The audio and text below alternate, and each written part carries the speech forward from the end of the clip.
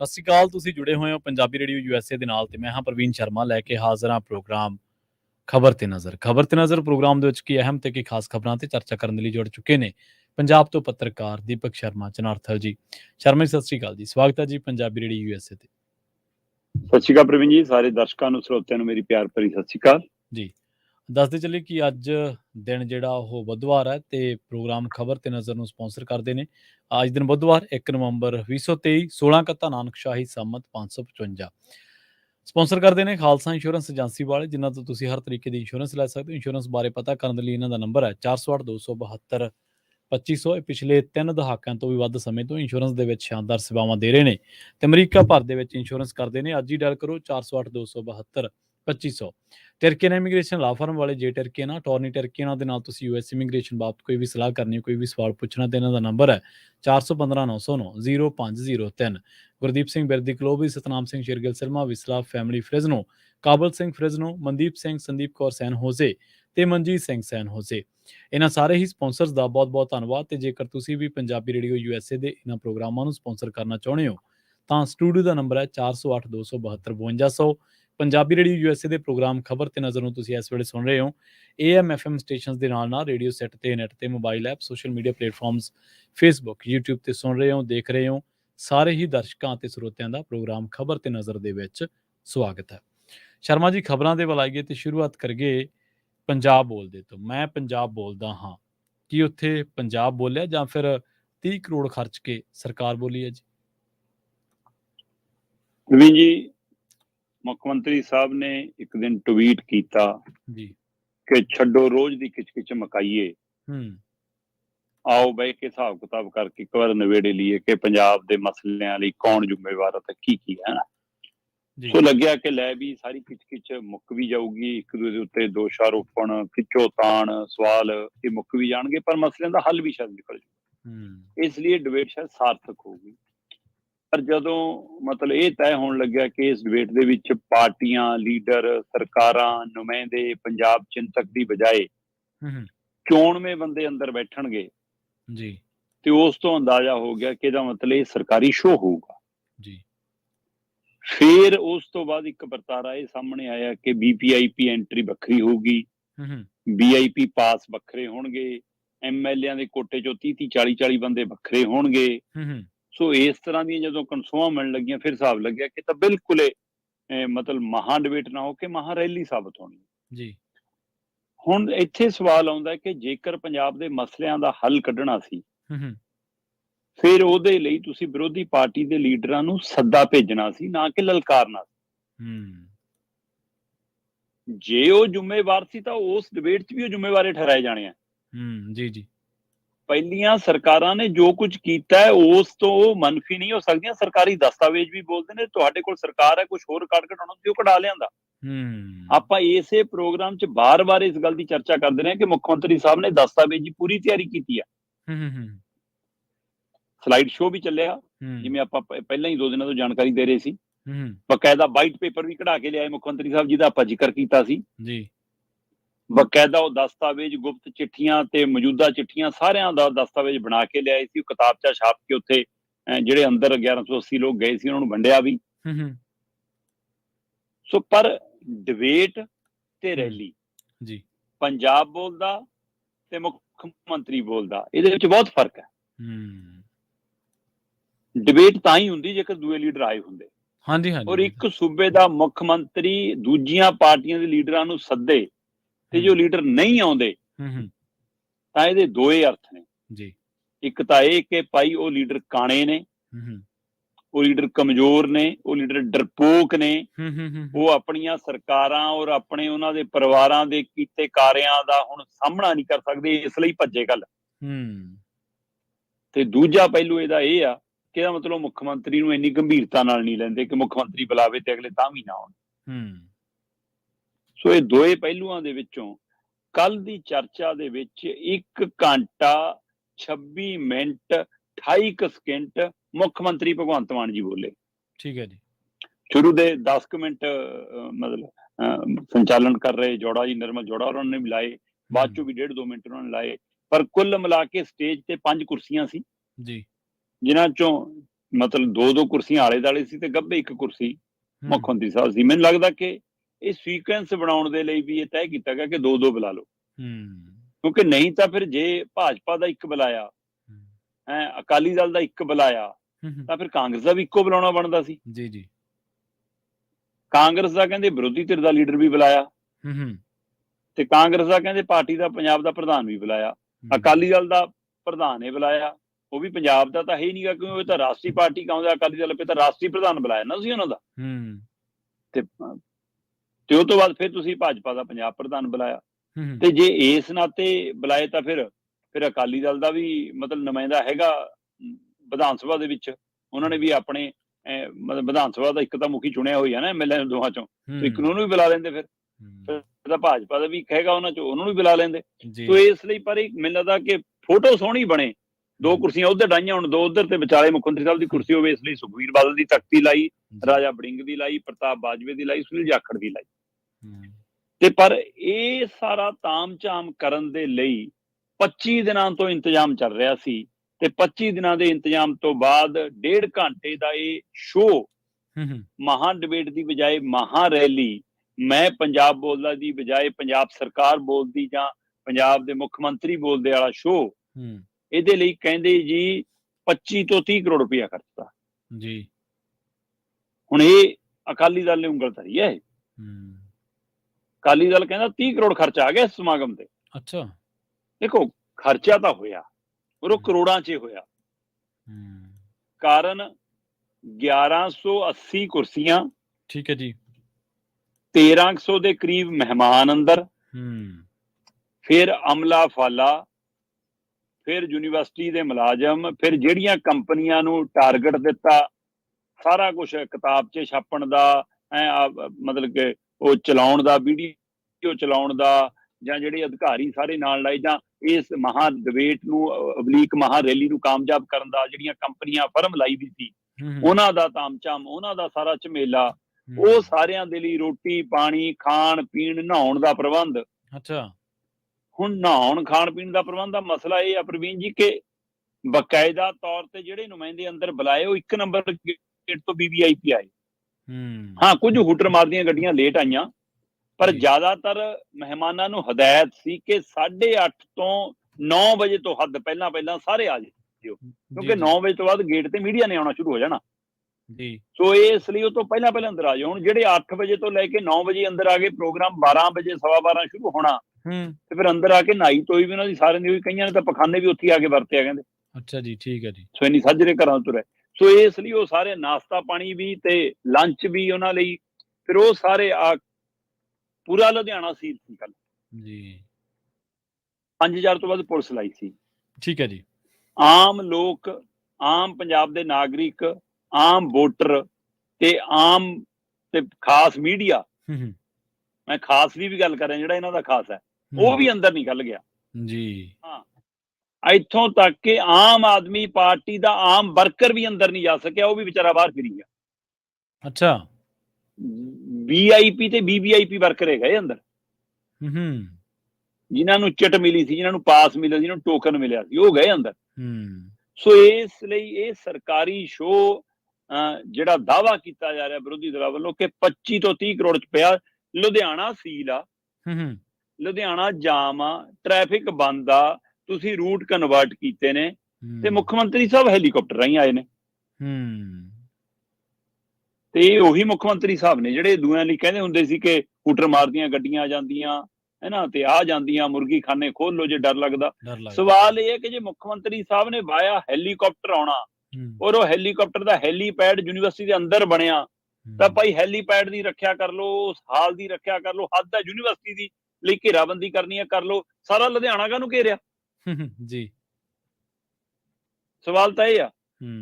ਸੋ ਇਸ ਲਈ ਉਹ ਸਾਰਾ ਤਾਮਝਾਮ ਕਿਉਂ ਜੇ ਹੈਲੀਕਾਪਟਰ ਆਈਓ ਆਉਣਾ ਸੀ, ਤੇ ਇਹ ਸਾਰੇ ਵਰਤਾਰੇ ਦੇ ਵਿੱਚ ਕੱਲ ਨਾ ਤਾਂ ਪੰਜਾਬ ਬੋਲਿਆ, ਤੇ ਨਾ ਪੰਜਾਬ ਦੇ ਮਸਲਿਆਂ ਦੇ ਕਿਸੇ ਹੱਲ ਦੀ ਕੋਈ ਸਮੀਖਿਆ ਲੱਗੀ। ਕੁੱਲ ਮਿਲਾ ਕੇ ਇਹ 1.5 ਘੰਟੇ ਦਾ ਸ਼ੋਅ, 1 ਘੰਟਾ 26 ਮਿੰਟ 28 ਸਕਿੰਟ ਦੇ ਸ਼ੋਅ ਦੇ ਵਿੱਚ ਸਰਕਾਰ ਬੋਲੀ, ਮੁੱਖ ਮੰਤਰੀ ਸਾਹਿਬ ਬੋਲੇ, ਤੇ ਕਹਿੰਦੇ ਜੀ ਇਹਦੇ ਉੱਤੇ 25 ਤੋਂ 30 ਕਰੋੜ ਖਰਚਦਾ। ਹੁਣ ਇਹਦਾ ਹਿਸਾਬ ਕੌਣ ਦਊਗਾ, ਦੱਸ ਦਿਓ ਮੈਨੂੰ। ਜੇਕਰ ਅੰਮ੍ਰਿਤਸਰ ਦੇ ਵਿੱਚ ਆਮ ਆਦਮੀ ਪਾਰਟੀ ਦੀ ਰੈਲੀ ਆ, ਕੇਜਰੀਵਾਲ ਜੀ ਨੇ ਆਉਣਾ, ਭਗਵੰਤ ਮਾਨ ਨੇ ਜਾਣਾ।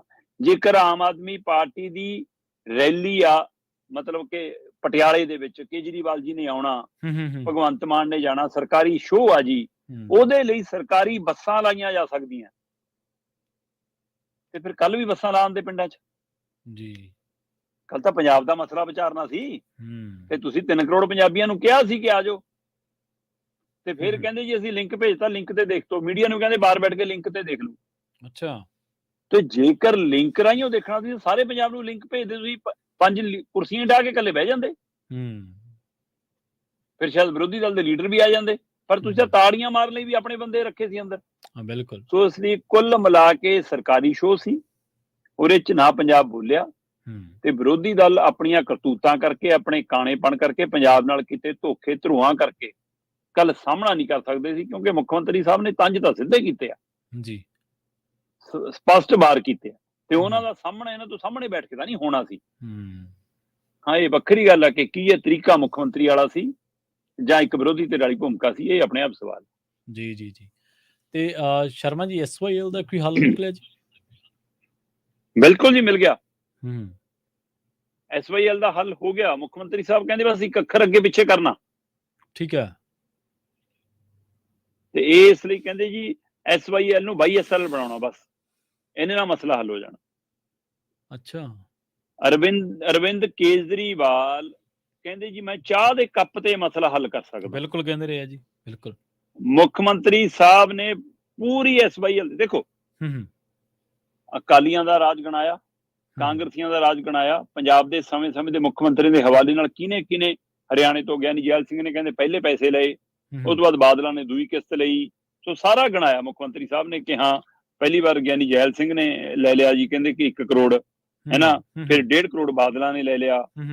ਸੋ ਇਸ ਲਈ ਕਹਿੰਦੇ ਜੀ ਕਿ ਇਹਨਾਂ ਨੇ ਸੌਦੇ ਕੀਤੇ, ਤੇ ਕਹਿੰਦੇ ਜੀ ਬਾਦਲਾਂ ਦੀਆਂ ਚਿੱਠੀਆਂ ਪਈਆਂ, ਮੇਰੇ ਜੇਲ੍ਹ 'ਚ ਬੈਠਿਆਂ ਵੀ ਚਿੱਠੀਆਂ ਲਿਖੀ ਜਾਂਦੇ ਸੀ ਕੇਂਦਰ ਨੂੰ ਕਿ ਹੁਣ ਤਾਂ ਪੰਜਾਬ 'ਚ ਰਾਸ਼ਟਰਪਤੀ ਰਾਜ ਲੱਗਿਆ, ਛੇਤੀ ਬਣਾ ਲਓ ਨਹਿਰ, ਆਪਣੇ ਖੇਤਾਂ ਨੂੰ ਸਿੱਧੀ ਨਹਿਰ ਕਢਾ ਲਈ, ਕਹਿੰਦੇ ਆਹ ਸੌਦੇ ਕੀਤੇ ਨੇ ਜੀ ਇਹਨਾਂ ਨੇ। ਸੋ ਪੂਰਾ ਕੱਚਾ ਚਿੱਟਾ ਖੋਲਿਆ।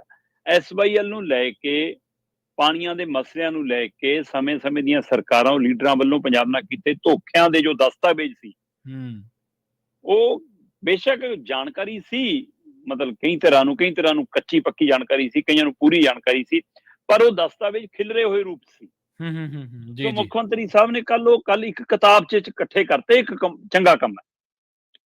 ਉਹਨਾਂ ਨੇ ਵਾਈਟ ਪੇਪਰ ਵੀ ਲਿਆਂਦਾ, ਜਿਹੜਾ ਪੁਰਾਣਾ ਸੀ, ਕਹਿੰਦੇ ਲੁਕੋ ਕੇ ਦੱਬ ਕੇ ਰੱਖਿਆ ਹੋਇਆ ਸੀ, ਮੈਂ ਕੱਢ ਲਿਆ, ਆ ਚੱਕੋ। ਸੋ ਦਸਤਾਵੇਜ਼ੀ ਰੂਪ ਤੇ ਤਾਂ ਉਹਨਾਂ ਦਾ ਕੰਮ ਕਮਾਲ ਦਾ।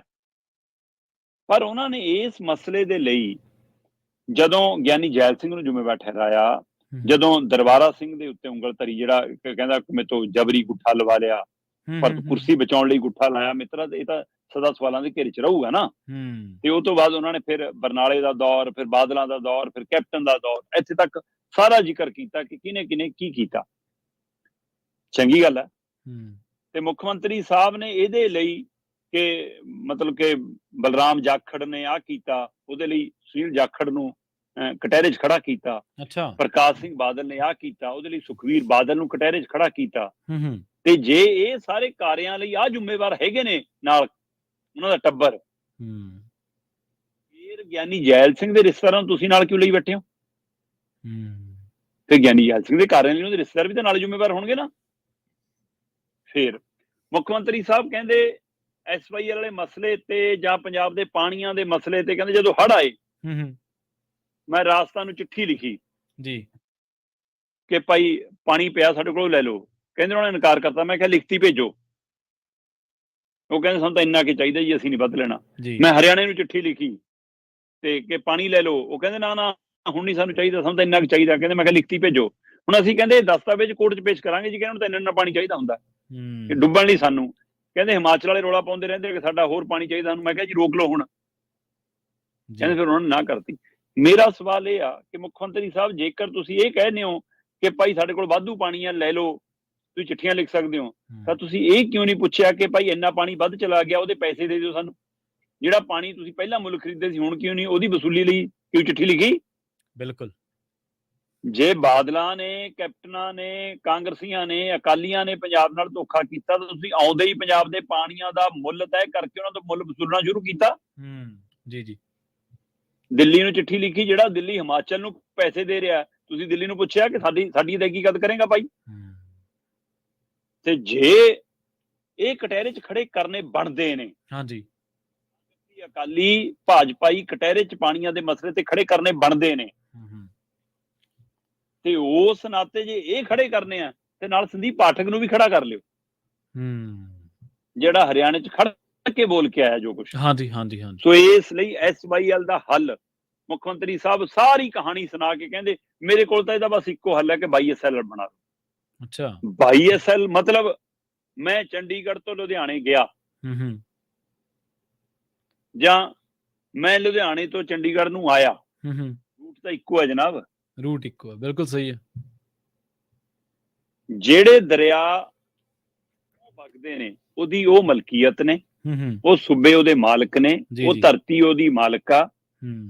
ਦਰਿਆਵਾਂ ਨੂੰ ਬਹਾ ਬਦਲ ਕੇ ਨਹਿਰ ਕੱਢਣਾ ਇੱਕ ਹੋਰ ਪਹਿਲੂ ਆ। ਦਰਿਆਵਾਂ ਦਾ ਬਹਾ ਮੋੜਨਾ ਤੋੜਨਾ ਇਹ ਕੁਦਰਤ ਨਾਲ ਖਿਲਵਾੜ ਆ। ਜੀ ਜੀ। ਜੇ ਅਸੀਂ ਇਹ ਦਾਅਵਾ ਕਰਦੇ ਹਾਂ ਕਿ ਭਾਈ ਸਤਲੁਜ ਸਾਡਾ, ਬਿਆਸ ਰਾਵੀ ਸਾਡੇ, ਹਰਿਆਣੇ ਚੋਂ ਲੰਘਦੇ ਨਹੀਂ, ਉਹਨਾਂ ਦਾ ਹੱਕ ਨਹੀਂ ਬਣਦਾ, ਸਾਡੇ ਨਾਲ ਧੋਖਾ ਹੋਇਆ, ਤੇ ਫਿਰ ਬਾਈ ਜਮਨਾ ਅਗਲਿਆਂ ਦੀ ਵਗਦੀ ਅਗਲਿਆਂ ਦੀ ਆ। ਫਿਰ ਤੇ ਫਿਰ ਅਸੀਂ ਉਹਨਾਂ ਵਾਲੀ ਗਲਤੀ ਕਿਉਂ ਕਰ ਰਹੇ ਹਾਂ? ਜੇ ਉਹ ਸਾਡੇ ਨਾਲ ਧੋਖਾ ਕਰ ਰਹੇ ਨੇ ਤਾਂ ਅਸੀਂ ਇਹ ਧੋਖਾ ਕਰਦੇ ਹਾਂ ਕਿ ਹੁਣ ਤੁਸੀਂ ਸਾਡੇ ਵਾਲੀ ਜਮਨਾ ਇੱਧਰ ਛੱਡ ਦਿਓ। ਬਿਲਕੁਲ ਬਿਲਕੁਲ। ਨਾ ਸਾਡਾ ਜਮਨਾ 'ਚ ਹੱਕ ਆ, ਤੇ ਨਾ ਉਹਨਾਂ ਦਾ ਸਾਡੇ ਸਤਲੁਜ ਤੇ ਬਿਆਸ 'ਚ ਹੱਕ ਆ। ਨਾ ਅਸੀਂ ਪਾਣੀ ਦਈਏ ਤੇ ਨਾ ਉਹਨਾਂ ਤੋਂ ਕਹੀਏ ਕਿ ਸਾਨੂੰ ਦਿਓ। ਤੇ ਫਿਰ ਆਓ ਨਾ ਲੀਕ ਖਿੱਚ ਕੇ ਜੀ। ਸੋ ਇਸ ਲਈ ਇਹ ਸਾਰੇ ਵਰਤਾਰੇ ਦੇ ਵਿੱਚ ਕੱਲ ਇੰਨਾ ਦੱਸਣ ਦੇ ਲਈ ਜੇ ਸਿਰਫ ਕਿ SYL ਦਾ ਹੱਲ BISL ਆ, ਉਹਦੇ ਲਈ ਉਹ 30 ਕਰੋੜ ਫੂਕਣੇ ਸੀ ਜਨਾਬ। ਇਹ ਹੱਲ ਤੁਸੀਂ ਬਹੁਤ ਪਹਿਲਾਂ ਦੱਸ ਚੁੱਕੇ ਹੋ। ਜੀ ਜੀ। ਤੇ ਸ਼ਰਮਾ ਜੀ ਅੱਗੇ ਵਧ ਗਏ ਆਪਾਂ, ਪੰਜਾਬ ਦੇ ਵਿੱਚ ਜਿਹੜਾ ਗੈਂਗਸਟਰਵਾਦ ਹੈ ਜਾਂ ਨਸ਼ਾ ਹੈ, ਇਹਦੇ ਲਈ ਜ਼ਿੰਮੇਵਾਰ ਧਿਰਾਂ ਉੱਤੇ ਕਾਰਵਾਈ ਕਿਹਨੇ ਕਰਨੀ ਹੈ ਜੀ? ਬਿਲਕੁਲ, ਮੁੱਖ ਮੰਤਰੀ ਭਗਵੰਤ ਮਾਨ ਹੋਰਾਂ ਨੇ ਕਈ ਵਿਸ਼ੇ ਚੰਗੇ ਛੂਏ ਜੀ। ਉਹਨਾਂ ਨੇ ਪੰਜਾਬ ਦੀ ਆਰਥਿਕਤਾ ਦਾ ਗੱਲ ਕੀਤੀ, ਉਹਨਾਂ ਨੇ ਸਬਸਿਡੀ ਦੀ ਗੱਲ ਕੀਤੀ, ਉਹਦੇ ਵਿੱਚ ਕੋਈ ਦੋ ਰਾਏ ਵੀ ਨਹੀਂ ਕਿ ਬਿਜਲੀ, ਮੁਫਤ ਬਿਜਲੀ ਨੇ ਪੰਜਾਬ ਦੇ ਖਜ਼ਾਨੇ 'ਚ ਤਾਂ ਬੋਝ ਪਾਇਆ, ਪਰ ਪਹਿਲੀਆਂ ਸਰਕਾਰਾਂ ਦੇ ਸਮੇਂ ਵੀ ਸਸਤੀ ਬਿਜਲੀ ਜਾਂ ਕੁਝ ਧਿਰਾਂ ਨੂੰ ਮੁਫਤ ਬਿਜਲੀ ਜਾਂ ਖੇਤਾਂ ਵਾਲੀ ਬਿਜਲੀ ਦੇ ਹਵਾਲੇ ਨਾਲ ਉਹ ਬੋਝ ਪਾਵਰਕੌਮ ਤੇ ਹੀ ਪੈਂਦਾ ਸੀ, ਖਜ਼ਾਨੇ ਤੇ ਹੀ ਪੈਂਦਾ ਸੀ। ਨਾ ਖਜ਼ਾਨਾ ਚੱਜ ਨਾਲ ਸੈੱਟ ਆਉਂਦਾ ਸੀ, ਨਾ ਪਾਵਰਕੌਮ ਵਾਲੇ ਸੈੱਟ ਆਉਂਦੇ ਸੀ। ਹੁਣ ਮੁੱਖ ਮੰਤਰੀ ਸਾਹਿਬ ਕਹਿੰਦੇ ਅਸੀਂ ਬਈ ਨਾਲ ਦੀ ਨਾਲ ਦੇਈ ਜਾਂਦੇ ਹਾਂ ਸਬਸਿਡੀ ਵਾਲਾ ਹਿਸਾਬ ਜੀ, ਤੇ ਇਸ ਲਈ ਪਾਵਰਕੌਮ ਤੇ ਤਾਂ ਕੋਈ ਅਸਰ ਨਹੀਂ, ਜੋ ਅਸਰ ਹੈ ਸਾਡੇ ਤੇ ਆ। ਠੀਕ ਹੈ, ਪਰ ਇਹ ਵੀ ਦੱਸ ਦਿਓ ਨਾ ਕਿ 3000 ਕਰੋੜ ਰੁਪਏ ਹਰ ਮਹੀਨੇ ਕਰਜ਼ਾ ਲੈ ਕੇ ਦਿੰਨੇ ਆ ਸਾਰਾ ਕੁਝ, ਕਿ ਪਹਿਲਿਆਂ ਨਾਲੋਂ ਅਸੀਂ ਕਰਜ਼ੇ ਦੀ ਕਿਸ਼ਤ ਵਧਾ ਲਈ, ਪੁਰਾਣਿਆਂ ਦਾ ਕਰਜ਼ਾ ਤਾਂ ਦੱਸਿਆ, ਹਾਂਜੀ, ਇਹ ਤਾਂ ਗਣਾਇਆ ਕਿ ਇਹਨਾਂ ਨੂੰ ਇਹ ਨਹੀਂ ਦੱਸਿਆ ਕਿ ਹਾਂ ਅਸੀਂ ਵੀ ਇੰਨਾ ਕਰਜ਼ਾ ਲੈ ਰਹੇ ਹਾਂ। ਹਰ ਮਹੀਨੇ ਔਸਤ 3000 ਕਰੋੜ ਤੋਂ ਉੱਪਰ ਦਾ ਕਰਜ਼ਾ ਪੰਜਾਬ ਸਿਰ, ਤੇ ਰਿਕਾਰਡ ਟੁੱਟ ਰਿਹਾ, ਇਹ ਬਦਲਾਅ। ਸੋ ਪਰ ਮੁੱਖ ਮੰਤਰੀ ਸਾਹਿਬ ਨੇ ਇੱਕ ਹੋਰ ਪਹਿਲੂ ਚੰਗਾ ਛੂਹਿਆ, ਸਿੱਖਿਆ ਨੂੰ ਲੈ ਕੇ, ਸਿਹਤ ਨੂੰ ਲੈ ਕੇ ਜੀ। ਮੁੱਖ ਮੰਤਰੀ ਸਾਹਿਬ ਕਹਿੰਦੇ ਕਿ ਕੇਂਦਰ ਜਾਂ ਭਾਜਪਾ, ਇੱਕ ਦੇਸ਼ ਇੱਕ ਭਾਸ਼ਾ, ਇੱਕ ਦੇਸ਼ ਇੱਕ ਟੈਕਸ, ਇੱਕ ਦੇਸ਼ ਇੱਕ ਲੀਡਰ, ਇੱਕ ਦੇਸ਼ ਇੱਕ ਕਾਰਡ, ਹੈ ਨਾ, ਇਹੋ ਜਿਹੀਆਂ ਚੀਜ਼ਾਂ ਤੇ ਚੱਲ ਰਹੀ ਆ। ਕਹਿੰਦੇ ਮੈਂ ਕਹਿੰਦਾ ਇੱਕ ਦੇਸ਼ ਇੱਕ ਸਿੱਖਿਆ ਬਣਾ ਦਿਓ। ਮਤਲਬ ਉਹਨਾਂ ਦਾ ਭਾਵ ਇਹ ਨਹੀਂਗਾ ਕਿ ਪੂਰੇ ਦੇਸ਼ 'ਚ RSS ਪੜ੍ਹਾ ਦਿਓ, ਉਹਨਾਂ ਦਾ ਭਾਵ ਸੀ ਕਿ ਫੀਸਾਂ ਦਾ ਪੱਧਰ, ਖਰਚਿਆਂ ਦਾ ਪੱਧਰ ਇੱਕਸਾਰ ਹੋਣਾ ਚਾਹੀਦਾ। ਮੈਂ ਕਹਿੰਦਾ ਮੁੱਖ ਮੰਤਰੀ ਸਾਹਿਬ ਦੇਸ਼ ਦੀ ਗੱਲ ਛੱਡੋ, ਸੂਬੇ ਦੇ ਲਾਣੇਦਾਰ ਤੁਸੀਂ ਹੋ, ਹਾਂਜੀ, ਸੂਬੇ ਦੇ ਮੁਖੀ ਤੁਸੀਂ ਹੋ। ਪੰਜਾਬ 'ਚ ਸਰਕਾਰੀ ਸਕੂਲ ਖੁੱਲਿਆ, ਪੰਜਾਬ 'ਚ ਪ੍ਰਾਈਵੇਟ ਸਕੂਲ ਖੁੱਲਿਆ, ਪੰਜਾਬ 'ਚ ਏਡਡ ਸਕੂਲ ਖੁੱਲਿਆ, ਪੰਜਾਬ 'ਚ CBI NCERT ਦੇ ਸਕੂਲ ਖੁੱਲੇ, ਤੁਹਾਡੀ ਸੂਬੇ ਦੀ ਹੱਦ 'ਚ ਨੇ। ਸਰਕਾਰ ਦੀ ਮਨਜ਼ੂਰੀ ਤੋਂ ਬਿਨਾਂ ਇੱਥੇ ਕੁਝ ਨਹੀਂ ਹੋ ਸਕਦਾ, ਤੇ ਸਰਕਾਰ ਲਵੇ ਨਾ ਫੈਸਲਾ, ਵਿਧਾਨ ਸਭਾ 'ਚ ਪਾ ਦਿਓ ਮਤਾ ਕਿ ਸਰਕਾਰੀ ਸਕੂਲ ਜਿੰਨੀ ਹੋਊਗੀ ਪ੍ਰਾਈਵੇਟ ਸਕੂਲਾਂ ਦੀ ਫੀਸ, ਅਧਿਆਪਕਾਂ ਨੂੰ ਤਨਖਾਹ ਦੇਣ ਦਾ ਕੋਟਾ ਜਿਨ੍ਹਾਂ ਨੇ ਸਕੂਲ ਖੋਲਿਆ ਉਹ ਦੇਖਣ ਕਿਵੇਂ ਦੇਣੇ ਆ, ਹਾਂਜੀ, ਪਰ ਜਵਾਕਾਂ ਦੇ ਮਾਪਿਆਂ ਦੀ ਜੇਬਾਂ ਨਹੀਂ ਕੱਟੀਆਂ ਜਾਣਗੀਆਂ। ਸੋ ਕਰੋ ਨਾ ਤਾਂ ਅੱਧੀਆਂ ਦੁਕਾਨਾਂ ਸਵੇਰ ਨੂੰ ਬੰਦ ਹੋ ਜਾਣਗੀਆਂ ਤੇ ਸਰਕਾਰੀ ਸਕੂਲ ਪੂਰੀ ਤਰ੍ਹਾਂ ਨਾਲ ਲਵੋ ਲੱਭ ਹੋ ਜਾਣਗੇ ਜਵਾਕਾਂ ਨਾਲ। ਲਓ ਫੈਸਲਾ ਕਿ ਪਿੰਡ ਦੇ ਸਰਪੰਚ ਦਾ, ਪਿੰਡ ਦੇ ਪੰਚ ਦਾ, ਪਿੰਡ ਦੇ ਲੰਬੜਦਾਰ ਦਾ, ਸ਼ਹਿਰ ਦੇ MC ਦਾ, ਸ਼ਹਿਰ ਦੇ ਮੇਅਰ ਦਾ, ਹਲਕੇ ਦੇ MLA ਦਾ, ਜ਼ਿਲ੍ਹੇ ਦੇ DC SSP ਅਧਿਕਾਰੀਆਂ ਦਾ ਜਵਾਕ 20 ਕਿਲੋਮੀਟਰ ਦੇ ਦਾਇਰੇ 'ਚ ਪੜੂਗਾ। ਬਿਲਕੁਲ ਸਹੀ। ਸਰਕਾਰੀ ਸਕੂਲ 'ਚ ਪੜੂਗਾ, ਪਾਓ ਮਤਾ ਨਾ, ਸਰਕਾਰ ਹੈ ਤੁਹਾਡੀ। ਪ੍ਰਾਈਵੇਟ ਹਸਪਤਾਲ ਵੱਧ ਪੈਸੇ ਲੈਂਦੇ ਨੇ, ਫੀਸ ਲੈਂਦੇ ਨੇ, ਕਰੋ ਤੈਅ ਕਿ ਇੰਨਾ ਹੀ ਆ ਭਾਈ, ਲਾਇਆ ਸਰਕਾਰ ਨੇ, ਅਸੀਂ ਦੇਖਾਂਗੇ, ਨਿਗਰਾਨੀ ਅਸੀਂ ਰੱਖਾਂਗੇ। ਤੇ ਸਰਕਾਰੋਂ ਫਿਰ ਕਰ ਦੋ ਇਹ ਸੁਣਾ ਕੇ ਕਿ ਗੈਂਗਸਟਰ ਉਹ ਲਿਆਇਆ, ਚਿੱਟਾ ਉਹ ਲਿਆਇਆ, ਤੇ ਜਿਨ੍ਹਾਂ ਨੂੰ ਤੁਸੀਂ ਚਿੱਟਾ ਲਿਆਉਣ ਲਈ ਕਹਿੰਦੇ ਉਹਨਾਂ ਤੋਂ ਮਾਫੀਆਂ ਵੀ ਤੁਸੀਂ ਮੰਗਦੇ ਹੋ। ਹਾਂਜੀ, ਤੁਹਾਡੀ ਸੁਪਰੀਮੋ ਮੰਗਦੇ ਨੇ। ਇੱਕ ਪਾਸੇ ਤੁਸੀਂ ਉਹਨਾਂ ਨੂੰ ਕਟਹਿਰੇ 'ਚ ਖੜਾ ਕਰਦੇ, ਦੂਜੇ ਪਾਸੇ ਮਾਫੀਆਂ ਮੰਗਦੇ ਹੋ। ਸੱਚ ਕੀ ਹੈ ਦੋਨਾਂ ਚੋਂ, ਦੱਸ ਦਿਓ ਫਿਰ ਜੀ। ਤੇ ਜੇ ਉਹ ਧਿਰਾਂ ਗੈਂਗਸਟਰਵਾਦ ਫੈਲਾਉਣ ਵਾਲੀਆਂ ਨੇ, ਜੇਕਰ ਉਹ ਧਿਰਾਂ ਨਸ਼ਾ ਫੈਲਾਉਣ ਵਾਲੀਆਂ ਨੇ, ਜੇਕਰ ਉਹ ਧਿਰਾਂ ਨੇ ਪੰਜਾਬ 'ਚ ਦਾ ਘਾਣ ਕੀਤਾ ਹੈ, ਤਾਂ ਜਨਾਬ ਕੁਰਸੀਆਂ ਢਾਹ ਕੇ ਬਿਠਾਉਣ ਦੀ ਲੋੜ ਨਹੀਂ ਸੀ ਉਹਨਾਂ ਨੂੰ, ਸਲਾਖਾਂ ਪਿੱਛੇ ਭੇਜਦੇ। ਤੁਸੀਂ ਮੁਖੀ ਹੋ ਪੰਜਾਬ ਦੇ, ਮੁੱਖ ਮੰਤਰੀ ਹੋ, ਗ੍ਰਹਿ ਵਿਭਾਗ ਤੁਹਾਡੇ ਕੋਲ ਆ, ਪੁਲਿਸ ਤੰਤਰ ਤੁਹਾਡੇ ਕੋਲ ਆ, ਲਓ ਨਾ ਫੈਸਲਾ। ਇਹ ਸੁਣਾ ਕੇ ਕਿਹਾ ਜ਼ਿੰਮੇਵਾਰ ਆ ਜ਼ਿੰਮੇਵਾਰ, ਤੁਸੀਂ ਵਿਰੋਧੀ ਧਿਰ 'ਚ ਨਹੀਂ ਹੋ ਹੁਣ, ਤੇ ਉਹਨਾਂ ਨੂੰ ਅੰਦਰ ਕਰ ਦੋ ਜੀ। ਜੇ ਪੰਜਾਬ ਦੇ ਪਾਣੀਆਂ ਦੇ ਮਸਲਿਆਂ ਤੇ ਧੋਖਾ ਕੀਤਾ, ਪੰਜਾਬ ਦਾ ਖਜ਼ਾਨਾ ਲੁੱਟਿਆ, ਜਾਂ ਸਰਕਾਰ ਦੀ ਆੜ ਦੇ ਵਿੱਚ ਕੋਈ ਕਾਰੋਬਾਰ ਧੰਦੇ ਚਲਾਏ, ਤੁਸੀਂ ਟਰਾਂਸਪੋਰਟ ਦੀਆਂ ਗੱਲਾਂ ਕੀਤੀਆਂ, ਤੁਸੀਂ ਮਾਈਨਿੰਗ ਦੀਆਂ ਗੱਲਾਂ ਕੀਤੀਆਂ, ਤੇ ਕਰ ਲਓ ਵਸੂਲੀ ਪਾਈ ਉਹਨਾਂ ਤੋਂ। ਪਰ ਆ ਵੀ ਦੱਸ ਦਿਓ ਕਿ ਜਿਹੜਾ 40-40 ਲੱਖ ਦਾ ਜਹਾਜ਼ ਤੁਸੀਂ ਉਡਾਉਂਦੇ ਹੋ, ਜਿਹੜੇ 10-10 ਕਰੋੜ ਦੇ ਕਮਰਿਆਂ ਦੇ ਲਈ ਪੈਸੇ ਕਿੱਥੇ ਆਉਂਦੇ ਨੇ, ਰੈਲੀਆਂ ਲਈ ਬੱਸਾਂ ਕਿੱਥੋਂ ਜਾਂਦੀਆਂ ਨੇ, ਹੈਨਾ, ਕਮਰਿਆਂ ਦੀਆਂ ਰੋਟੀਆਂ ਕਿੱਥੋਂ ਖਾਂਦੇ ਹੋ, ਕੱਲ ਵਾਲਾ ਜੇ 25-30 ਕਰੋੜ ਰੁਪਇਆ ਖਰਚਦੇ ਆ, ਉਹ ਕਿੱਥੋਂ ਆਇਆ, ਉਹ ਕਿਹਨੇ ਵਸੂਲ ਕਰਨਾ ਹੈ, ਉਹ ਕਿਹਨੇ ਅਦਾ ਕਰਨਾ, ਉਹ ਵੀ ਦੱਸ ਦਿਓ। ਉਹ ਸਰਕਾਰੀ ਖਜ਼ਾਨੇ ਤੇ ਬੋਝ ਨਹੀਂ ਜੀ। ਪੰਜਾਬ ਦੇ ਕੋਟੇ ਚੋਂ ਦਿੱਲੀ ਦੇ ਲੀਡਰਾਂ ਨੂੰ ਪੁਲਿਸ ਜੀਪਾਂ ਤੇ ਕਾਫਲੇ, ਉਹ ਸਾਰਾ ਕੁਝ ਉਹ ਬੋਝ ਨਹੀਂ। ਸੋ ਇਸ ਲਈ ਪਹਿਲਿਆਂ ਤੋਂ ਵੀ ਕਰੋ ਤੇ ਆਪਣਾ ਵੀ ਹਿਸਾਬ ਨਾਲ ਕਰੋ। ਸੋ ਇਹ ਕੋਈ ਹੱਲ ਕਿਸੇ ਪਹਿਲੂ ਦਾ ਕੱਲ ਨਜ਼ਰ ਨਹੀਂ ਆਇਆ, ਸਵੈ ਭਾਸ਼ਣ ਤੋਂ ਜੀ, ਸਵੈ ਅੰਕੜਿਆਂ ਦੀ ਖੇਡ ਤੋਂ, ਸਵੈ ਆਪਣੇ 1.5 ਸਾਲ ਦੇ ਰਿਪੋਰਟ ਕਾਰਡ ਤੋਂ ਕੱਲ ਉਹ ਸਮਾਗਮ 'ਚ ਕੁਝ ਨਹੀਂ ਸੀ। ਡਿਬੇਟ ਦਾ ਮਤਲਬ ਹੁੰਦਾ ਹੈ ਕਿ ਆਹ ਮਸਲਾ, ਇਸ ਮਸਲੇ ਦੀ ਆ ਸਥਿਤੀ ਤੇ ਇਸ ਮਸਲੇ ਦਾ ਹੱਲ। ਗੱਲ ਦਾ ਹੱਲ ਨਹੀਂ ਦੱਸਿਆ, ਤੁਸੀਂ ਆਪਣੀ ਪਿੱਠ ਥਪਥਪਾਈ ਕਿ ਅਸੀਂ ਆਹ ਕੀਤਾ, ਆਹ ਕੀਤਾ, ਆਹ ਕੀਤਾ, ਇਹ ਗੋਗਾ ਗਾਇਆ। ਜਿਹੜੇ ਇਸ਼ਤਿਹਾਰ ਰੋਜ਼ ਅਸੀਂ ਅਖਬਾਰਾਂ 'ਚ ਦੇਖਦੇ ਸੀ, ਕੱਲ ਉਹ ਇਕੱਠੇ ਸਾਨੂੰ ਕਰਕੇ ਉੱਥੇ ਲੁਧਿਆਣੇ ਦੀ ਯੂਨੀਵਰਸਿਟੀ ਦੇ ਵਿੱਚ ਇਸ਼ਤਿਹਾਰ ਦਿਖਾਏ ਨੇ। ਕਿਆ ਪੌਣੇ 2 ਸਾਲ ਦੀ ਸਾਡੀ ਸਰਕਾਰ ਦੇ ਇਸ਼ਤਿਹਾਰ ਨੇ ਜੀ, ਅਸੀਂ ਇਹ ਵੇਚਣ ਆਏ ਹਾਂ। ਜੀ ਜੀ। ਤੇ ਖੇਤੀਬਾੜੀ ਦੇ ਅੰਦਰ, ਯੂਨੀਵਰਸਿਟੀ ਦੇ ਅੰਦਰ ਕਹਿੰਦੇ ਚੱਲ ਰਹੀ ਸੀ ਮਾਂ ਡਿਬੇਟ, ਤੇ ਬਾਹਰ ਜਿਵੇਂ ਤੁਸੀਂ ਮੈਂ ਪੰਜਾਬ ਬੋਲਦਾ ਹਾਂ, ਬਾਹਰ ਉਹੀ ਪੰਜਾਬ ਕਰ ਰਿਹਾ ਸੀ ਰੋਸ ਮੁਜ਼ਾਹਰਾ। ਬਿਲਕੁਲ ਜੀ, ਬੇਸ਼ੱਕ ਵੱਡੀ ਗਿਣਤੀ 'ਚ ਪੁਲਿਸ ਲਾਈ ਸੀ, ਲੁਧਿਆਣੇ ਐਂਟਰੀ ਤੇ ਲੋਕਾਂ ਨੂੰ ਰੋਕਿਆ ਜਾ ਰਿਹਾ ਸੀ, ਪਰ ਫਿਰ ਵੀ ਜਿਨ੍ਹਾਂ ਨੇ ਪਹੁੰਚਣਾ ਹੁੰਦਾ ਉਹ ਰਾਹ ਬਣਾ ਲੈਂਦੇ ਨੇ ਜੀ।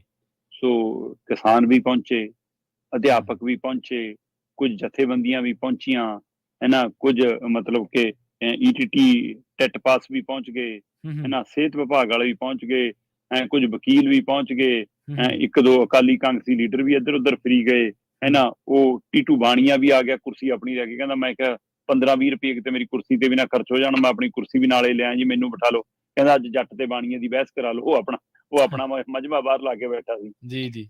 ਸੋ ਪਰ ਸਵਾਲ ਇਹ ਆ ਕਿ ਤੁਸੀਂ ਪੰਜਾਬ ਦੇ ਮਸਲਿਆਂ ਤੇ ਗੱਲ ਕਰਨਾ ਚਾਹੁੰਦੇ ਸੀ ਤੇ ਫਿਰ ਲੋਕਾਂ ਨੂੰ ਖੁੱਲ੍ਹਾ ਆਉਣ ਦਿੰਦੇ, ਬੜੇ ਗਰਾਊਂਡ 'ਚ ਸਕਰੀਨਾਂ ਲਾ ਕੇ ਬਿਠਾ ਦਿੰਦੇ ਚਾਹੇ ਲੋਕਾਂ ਨੂੰ ਜੀ ਜੀ ਜੀ, ਬਿਲਕੁਲ। ਤੇ ਜੇ ਤੁਸੀਂ ਕਾਲ ਦਿੱਤੀ ਤਾਂ ਆਉਣ ਦਿੰਦੇ। ਬਾਹਰ ਮਤਲਬ ਉਹ ਬਲਵਿੰਦਰ ਸੇਖੋਂ ਵੀ ਆਪਣੇ ਕੁਝ ਬੰਦਿਆਂ ਨੂੰ ਲੈ ਕੇ ਰੋਸਾ ਕਰ ਰਿਹਾ ਸੀਗਾ, ਹੈਨਾ। ਉਧਰ ਦੀ ਮੰਨਾ ਹੋਰੀ ਵੀ, ਹੈਨਾ, ਉਹ ਵੀ ਆਪਣਾ ਮਜਵਾ ਲਾ ਗਿਆ ਅੱਧਾ ਪੌਣਾ ਘੰਟਾ, ਤੇ ਉਸ ਤੋਂ ਬਾਅਦ ਹਰੀਸ਼ ਰਾਏ ਟਾਂਡਾ ਵੀ ਆਇਆ ਵਾ ਸੀਗਾ। ਉਧਰ ਟੈਟ ਪਾਸ ਅਧਿਆਪਕ ਵੀ ਸੀ, ਉਧਰ ਕਿਸਾਨ ਆਏ, ਉਹਨਾਂ ਨੂੰ ਵੀ ਜਾਣ ਨਹੀਂ ਦਿੱਤਾ। ਕੁਝ ਨੂੰ ਬੱਸਾਂ ਭਰਾ ਕੇ ਤੋਰਤਾ, ਕੁਝ ਨੂੰ ਹੋਰ ਗੇਟਾਂ ਨਹੀਂ ਤੋਰਤਾ, ਕਈ ਵਿਚਾਰੇ ਯੂਨੀਵਰਸਿਟੀ ਆਲੇ ਦੁਆਲੇ ਘੁੰਮ ਕੇ ਹੀ ਮੁੜ ਗਏ, ਕਿਸੇ ਵੀ ਗੇਟ ਤੋਂ ਉਹਨਾਂ ਨੂੰ ਖੈਰ ਨਹੀਂ ਪਈ। ਸੋ ਕੱਲ ਚੰਗਾ ਬਾਰ ਪ੍ਰਦਰਸ਼ਨ ਸੀ, ਔਰ ਚਾਹੇ ਨੈਸ਼ਨਲ ਮੀਡੀਆ ਸਾਡਾ, ਚਾਹੇ ਸਾਡਾ ਪੰਜਾਬ ਦਾ ਮੀਡੀਆ, ਚਾਹੇ ਉਹ ਅਖਬਾਰੀ ਮੀਡੀਆ, ਚਾਹੇ ਉਹ TV ਮੀਡੀਆ, ਚਾਹੇ ਸੋਸ਼ਲ ਮੀਡੀਆ, ਚਾਹੇ ਉਹ ਸਰਕਾਰ ਤੋਂ ਇਸ਼ਤਿਹਾਰ ਲੈਣ ਵਾਲਾ ਮੀਡੀਆ, ਚਾਹੇ ਸਰਕਾਰ ਦੀ ਹਾਂ 'ਚ ਹਾਂ ਮਿਲਾਉਣ ਵਾਲਾ ਮੀਡੀਆ, ਚਾਹੇ ਸਰਕਾਰ ਨੂੰ ਸਵਾਲ ਕਰਨ ਵਾਲਾ ਮੀਡੀਆ, ਕੱਲ ਸਾਰਾ ਮੀਡੀਆ ਵੀ ਬਾਹਰ ਸੀ। ਠੀਕ ਹੈ। ਸੋ ਤੁਸੀਂ ਮੀਡੀਆ ਦੇ ਸਵਾਲ ਕਰਨ ਤੇ ਵੀ ਹੁਣ ਰੋਕ ਲਾ ਰਹੇ ਹੋ। ਤੁਸੀਂ ਲੋਕਾਂ ਨੂੰ ਜਵਾਬ ਦੇਣ ਲਈ ਵੀ ਹੁਣ ਤਿਆਰ ਨਹੀਂ, ਜਿਹੜੇ ਕਹਿੰਦੇ ਸੀ ਸਵਾਲ ਕਰਨੇ ਅਸੀਂ ਸਿਖਾਏ ਨੇ। ਤੇ ਮਹਾ ਡਿਬੇਟ ਅੰਦਰ ਤੇ ਜਨਤਾ ਬਾਹਰ, ਤੇ ਫਿਰ ਇਹ ਡਿਬੇਟ ਕਾਹਦੀ ਹੋਈ ਜਨਾਬ ਜੀ। ਸੋ ਇਸ ਲਈ ਕੱਲ ਉੱਥੇ ਬੜਾ ਗਹਿਮਾ ਗਹਿਮੀ ਸੀ, ਪੁਲਿਸ ਤਪੀ ਹੋਈ ਸੀ, ਵਿਚਾਰੇ ਔਖੇ ਬਹੁਤ ਸੀ ਮੁਲਾਜ਼ਮ, ਸਾਹ ਲਿਆ ਉਹਨਾਂ ਨੇ ਜਦੋਂ 2:30 ਵਜੇ ਹੈਲੀਕਾਪਟਰ ਉੱਡ ਗਿਆ। ਹੂੰ ਸੋ ਇਹ ਕੱਲ ਲੁਧਿਆਣਾ, ਪੂਰੀ ਤਰ੍ਹਾਂ ਲੁਧਿਆਣੇ ਦੇ ਲੋਕ ਬਹੁਤ ਔਖੇ ਸੀ ਤੇ ਕਹਿੰਦੇ ਕਿ ਜੇ ਇੰਨਾ ਕੁਝ ਕੀਤਾ ਹੀ ਸੀ ਫਿਰ ਹੁਣ ਕੁਝ ਨਿਬੇੜ ਤਾਂ ਜਾਂਦੇ ਜੀ। ਸਹੀ। ਪਰ ਮੁੱਖ ਮੰਤਰੀ ਸਾਹਿਬ ਤਾਂ ਕਹਿ ਗਏ ਅਜੇ ਸ਼ੁਰੂਆਤ ਹੈ, ਇਹੋ ਜਿਹੀਆਂ ਡਿਬੇਟਾਂ ਹੋਰ ਹੁੰਦੀਆਂ ਰਹਿਣਗੀਆਂ। ਸੋ ਜੇ ਇਹੋ ਜਿਹੀਆਂ ਡਿਬੇਟਾਂ ਹੋਣਗੀਆਂ ਫਿਰ ਹਿਸਾਬ ਲਾ ਲਓ ਇਹ ਚੋਣ ਪ੍ਰਚਾਰ ਦਾ ਤਰੀਕਾ ਪਾਰਟੀਆਂ ਨੇ ਨਵਾਂ ਤਰੀਕਾ ਲੱਭ ਲਿਆ ਕਿ ਏਦਾਂ ਕਰਕੇ ਆਪਣੀ ਪਾਰਟੀ ਦਾ ਸਰਕਾਰੀ ਪ੍ਰਚਾਰੇ ਕਰ ਲਓ। ਸ਼ਰਮਾ ਜੀ, ਆਪਾਂ 4 ਮਸਲੇ ਲਏ ਨੇ ਪਹਿਲੇ ਤੇ ਚਾਰੇ ਇਸ ਡਿਬੇਟ ਦੇ, ਇਸ ਬਹਿਸ ਦੇ ਆਲੇ ਦੁਆਲੇ ਘੁੰਮਦੇ ਨੇ। ਚੰਗਾ ਹੁੰਦਾ ਮੁੱਖ ਮੰਤਰੀ ਸਾਹਿਬ ਆਪਦੇ ਜਿਹੜੇ ਤਾੜੀ ਮਾਰਨ ਵਾਸਤੇ ਸੱਦੇ ਸੀਗੇ ਉਹਨਾਂ 'ਚ 10-15 ਸਵਾਲ ਲੈ ਲੈਂਦੇ। ਦੁਨੀਆ ਸਾਹਮਣੇ ਇਹ ਤਾਂ ਹੋ ਜਾਂਦਾ ਕਿ ਬਈ ਸਵਾਲਾਂ ਜਵਾਬਾਂ ਦਾ ਸਿਲਸਿਲਾ ਹੋਇਆ, ਵਿਰੋਧੀ ਤਾਂ ਨਹੀਂ ਗੇ। ਕੁੱਲ ਮਿਲਾ ਕੇ ਇਹ ਲੱਗਦਾ ਸ਼ਰਮਾ ਜੀ, ਇੱਕ ਵਨ ਵੇ ਕਮਿਊਨੀਕੇਸ਼ਨ ਜਿਹੜਾ ਹੁੰਦਾ ਨਾ ਕਿ ਇੱਕ ਪਾਸੇ ਬਸ ਇਕੱਲਾ ਮੋਦੀ ਸਾਹਿਬ ਵਾਂਗੂ ਡਿਲੀਵਰ ਕਰਨ ਵਾਲਾ, ਮਨ ਕੀ ਬਾਤ ਵਾਲਾ। ਬਿਲਕੁਲ ਜਿਹੜੇ ਤੁਸੀਂ SYL ਦਾ ਮਸਲਾ ਛੋਇਆ ਨਾ ਸ਼ਰਮਾ ਜੀ, ਉਹ ਵਾਕਈ ਬਹੁਤ ਗੰਭੀਰ ਆ। 1 ਜਨਵਰੀ ਮਾਫ ਕਰਨਾ, ਜਨਵਰੀ ਮਹੀਨੇ ਨੂੰ ਹੁਣ ਆ ਰਹੀ ਹੈ ਨਾ ਤਰੀਕ SYL ਦੀ ਸੁਪਰੀਮ ਕੋਰਟ ਦੇ ਵਿੱਚ ਜੀ। 1 ਨਵੰਬਰ ਦੀ ਗੱਲ ਚੱਲੀਏ ਤੇ ਆਪਾਂ ਕਿਉਂ ਨਾ ਮੋਦੀ ਜੀ ਦੀ ਗੱਲ ਕਰ ਲਈਏ, ਪ੍ਰਧਾਨ ਮੰਤਰੀ ਸਾਹਿਬ ਦੀ। ਕਹਿੰਦੇ 1 ਨਵੰਬਰ ਵਾਲੇ ਦਿਨ ਮੋਦੀ ਜੀ ਨੇ ਹਰਿਆਣੇ ਨੂੰ ਤਾਂ ਯਾਦ ਕੀਤਾ ਪਰ ਪੰਜਾਬ ਭੁਲਾਤਾ। ਪ੍ਰਵੀਨ ਜੀ, 1 ਨਵੰਬਰ ਨੂੰ ਹਰਿਆਣਾ ਦਿਵਸ ਤੇ ਪੰਜਾਬ ਦਿਵਸ ਦੇ ਨਾਂ ਨਾਲ ਇਹਨੂੰ ਜਾਣਿਆ ਜਾਂਦਾ, ਮਨਾਇਆ ਜਾਂਦਾ ਹੈ ਨਾ। ਇਹ ਵੱਖਰੀ ਗੱਲ ਹੈ ਕਿ ਪੰਜਾਬ ਦਿਵਸ ਹੈ ਜਾਂ ਪੰਜਾਬ ਦੇ ਟੋਟਿਆਂ ਵਾਲਾ ਦਿਵਸ ਹੈ।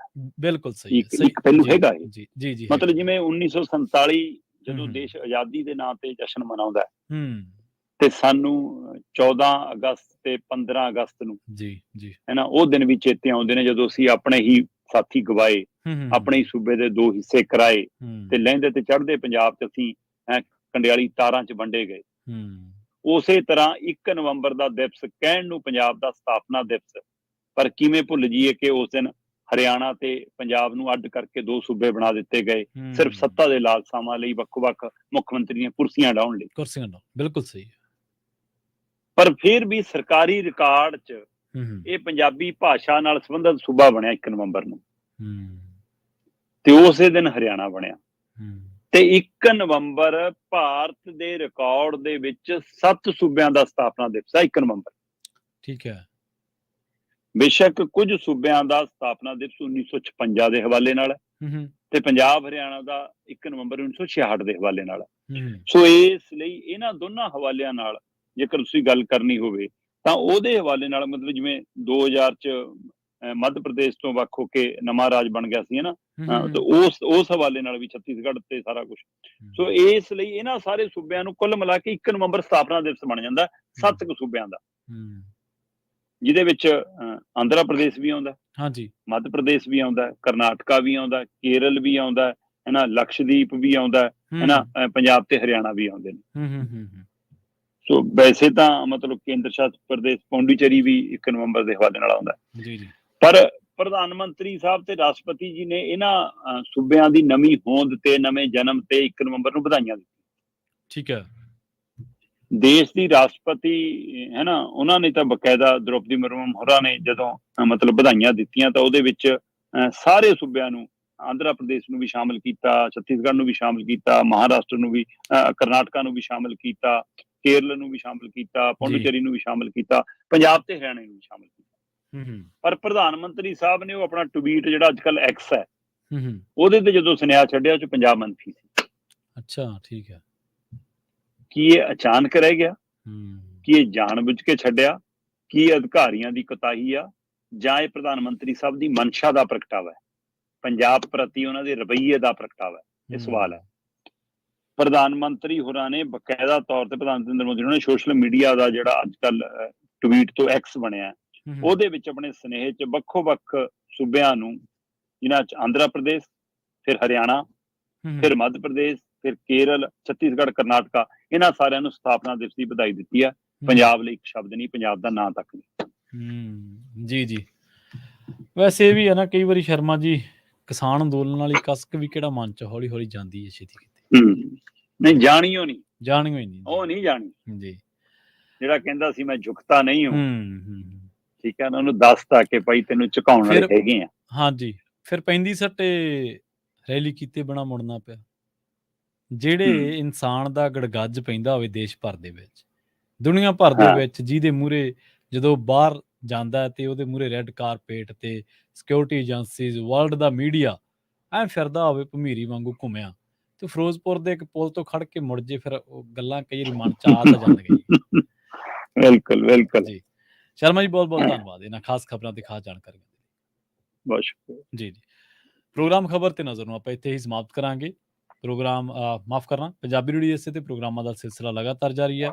ਇਸ ਵਕਤ ਪੰਜਾਬੀ ਰੇਡੀਓ USA ਤੇ ਉੱਤੇ ਤੁਸੀਂ ਸ਼ਾਮ ਨੂੰ ਜਿਹੜੇ ਦੀਵਾਨ ਸਜਦੇ ਨੇ ਉਹਨਾਂ ਦਾ ਸਿੱਧਾ ਪ੍ਰਸਾਰਨ ਪੰਜਾਬੀ ਰੇਡੀਓ USA ਦੇ YouTube ਚੈਨਲ ਤੇ ਦੇਖਦੇ ਹੋ, ਯੂਬਾ ਸਿਟੀ ਗੁਰਦੁਆਰਾ ਸਾਹਿਬ ਤੋਂ। ਇਸੇ ਲਈ ਤੁਸੀਂ ਉਹਨਾਂ ਦਾ ਆਨੰਦ ਮਾਣ ਸਕਦੇ ਹੋ ਤੇ ਉਹਨਾਂ ਨੂੰ ਦੇਖ ਸਕਦੇ ਹੋ, ਸਰਵਣ ਕਰ ਸਕਦੇ ਹੋ, ਤੇ ਨਾਲ ਹੀ ਚੈਨਲ ਨੂੰ ਸਬਸਕ੍ਰਾਈਬ ਕਰਨਾ ਨਾ ਭੁੱਲਿਓ। ਬਹੁਤ ਬਹੁਤ ਧੰਨਵਾਦ। ਸਤਿ ਸ਼੍ਰੀ ਅਕਾਲ। ਜੁੜੇ ਰਹੋ ਪੰਜਾਬੀ ਰੇਡੀਓ USA ਦੇ ਨਾਲ।